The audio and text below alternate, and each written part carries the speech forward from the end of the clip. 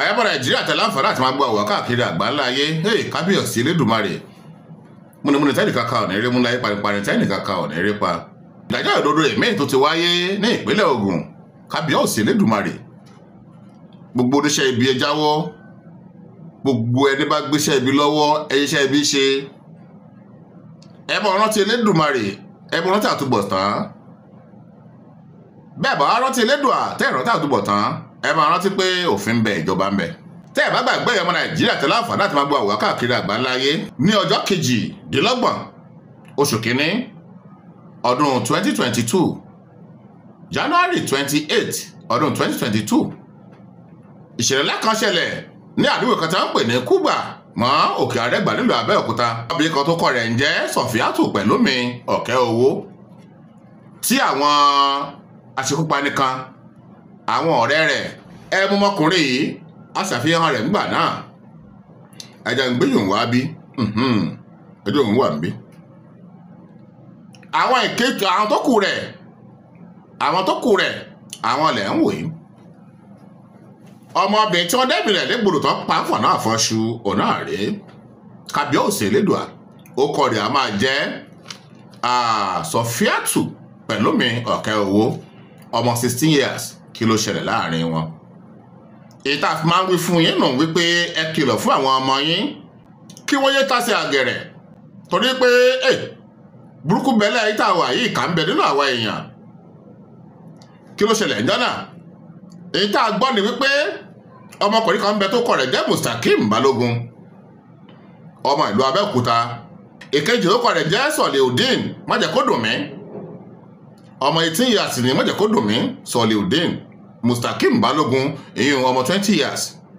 àti Lukmanu Abdulgafar àwọn mẹ́tẹ̀ẹ̀ta àwọn ni àpàdé àpòpọ̀ tí wọ́n yanjú ọmọ tó kọ rẹ̀ ń jẹ́ Sọ̀fíátù Pẹ̀lúmi Ọ̀kẹ́ Owó bó wọn ṣe ṣe. mo bá wọn òbí ọmọ yìí bá wọn kẹ́dùn lọ́pọ̀lọpọ̀ torí pé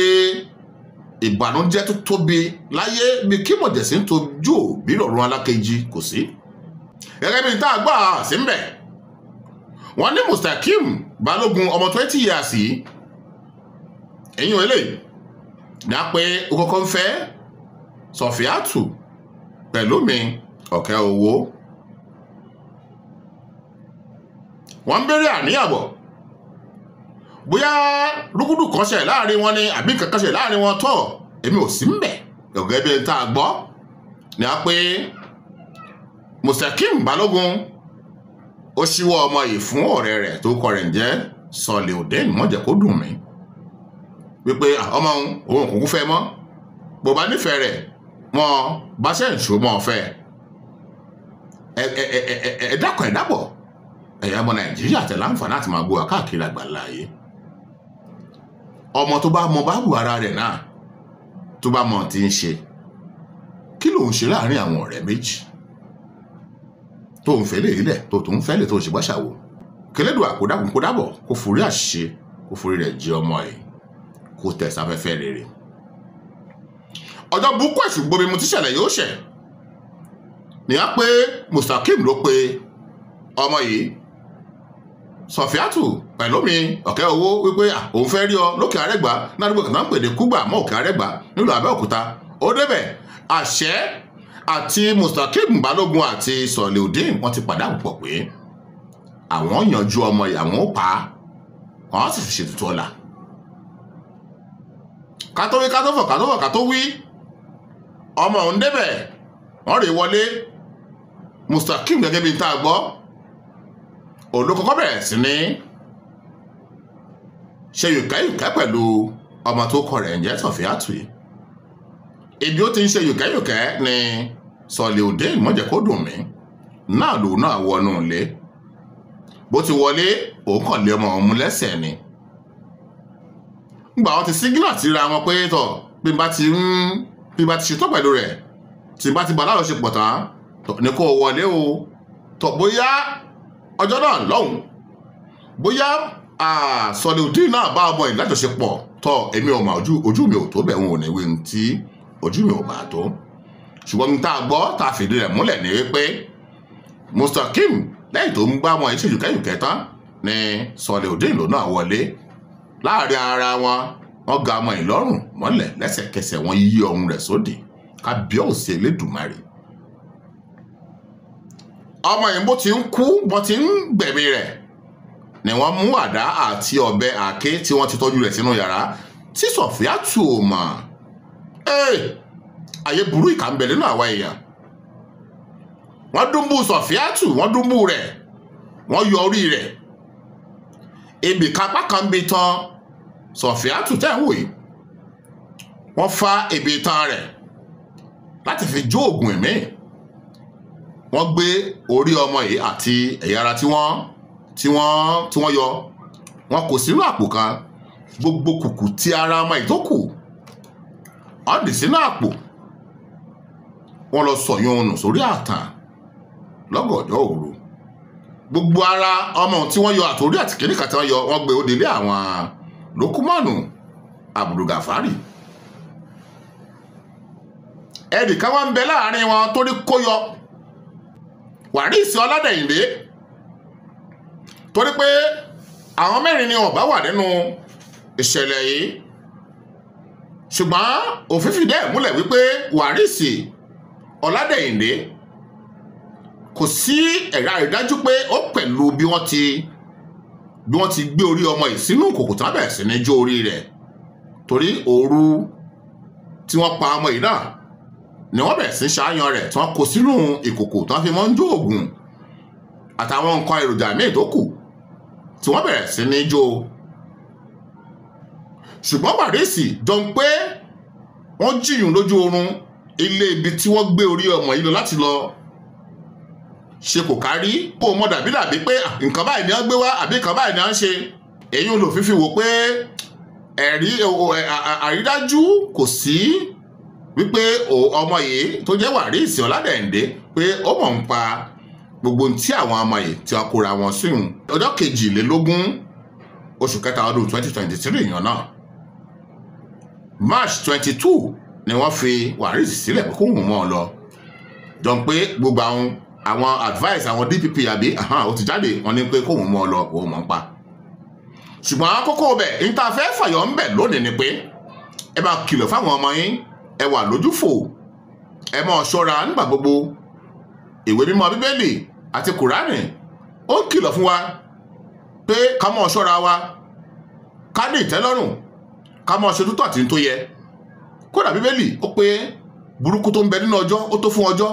oríṣùgbọ́n ìra ìgbà padà bóòlù àti ìrà ìgbà padà ká mọ̀ ara ẹni ká kúrò níjànú ká ṣọ́rẹ̀ ẹsẹ̀ wa ká ṣọ́rẹ̀ ẹnu wa ká mọ̀ ibi tá a rìn sí ká mọ̀ ibi tá a fẹsẹ̀ sí ká sì máa ṣe àwọn nǹkan tó tọ́ àti tó yẹ lásìkò. wọ́n pa Sọ̀fíátù wọ́n pa ń fọ̀ náà fọ́ṣu àwọn ọmọkùnrin mẹ́tẹ̀ẹ̀ta yìí wọ́n yọ orí rẹ̀ wọ́n fa ìtàn rẹ̀ wọ́n fa gbogbo rẹ̀ ebi wọ́n ti ń jó gbogbo ẹ̀ tó ṣe kò kárí náà ni àwọn ọlọ́dẹ fìjìláńtì náà ka àwọn bẹ̀ kí lẹ̀ ń ṣe ń bí ni wọ́n wá rí pé orí odindi èèyàn náà ni wọ́n ń jó náà gbàdá àwọn ọmọ tí wọn ò tí ì ju ọmọ 20-21 years lọ ọmọ 18 years ń bẹ nínú wọn 17 years ń bẹ nínú wọn. ṣùgbọ́n àdúpẹ́ lọ́wọ́ Elédùmarè torí pé bẹ́ẹ̀ èèyàn kan bá ń ṣe ohun tẹ́nìkan ò ṣe rí dandan ni kójú rẹ̀ ó mọ orí ohun tẹ́nìkan ò rí. ọjọ́ 11 ọjọ́ Jímọ̀ oṣù keje tá a wà yìí on 11th July 2025 ìdájọ́ òdodo ti wáyé lórí àwọn ọmọ àṣepàdé mẹ́tẹ̀ẹ̀ta yìí. wípé tọ̀ lẹ́yìn gbogbo ìgbẹ́jọ́ lọ́tún lọ́sì àjọ́mẹ̀tì lọ́tún lọ́sì atótónu àtàtàwíjàre ilé ẹjọ́ gíga tí ń bẹ ìpínlẹ̀ Ògùn ó rí pé Musakim Balógun